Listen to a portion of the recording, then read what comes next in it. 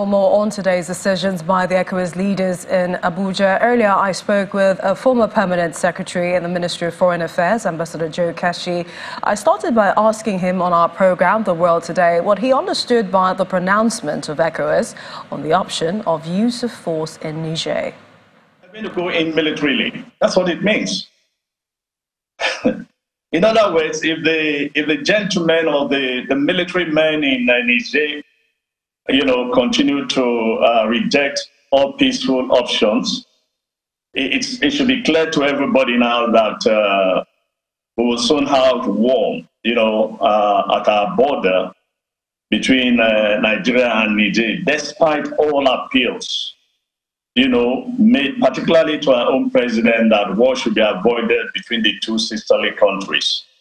I'm actually surprised that they are still maintaining that all options remain on table and that, they should activate ECOWAS stand force. I don't know, but as I said, I'll honestly wait to see the final print, but certainly what I've heard is not encouraging. This is not what I was expecting.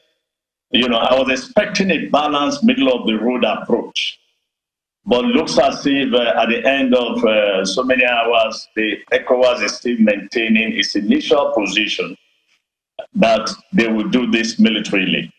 All decisions taken by ECOWAS in Niger. What do you think has been the body language of the AU since this whole thing began?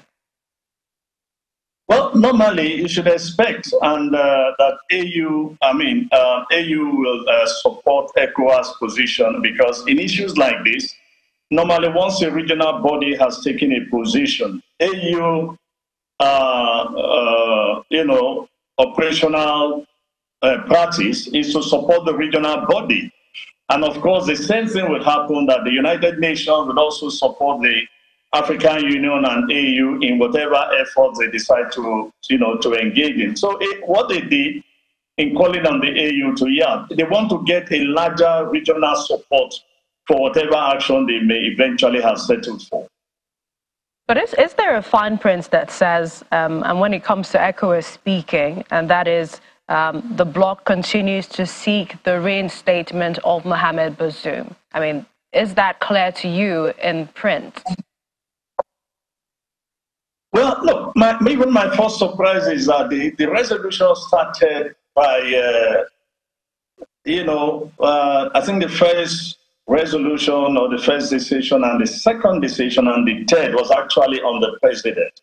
And I don't think that's the real issue. I would have thought that the issue of the president release and the rest will come, at the bottom. In other words, you emphasize the key issues.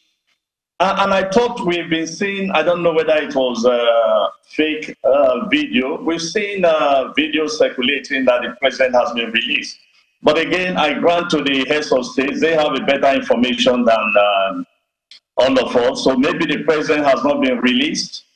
And so they are right to call for his release and to grant him access to his family and treat him well, and not to continue to put him in detention unnecessarily, So, but that the fact that they are paying some serious attention to him, again, it's a surprise to me, because I'm not too sure they did this in the case of other leaders that were overthrown by their respective military.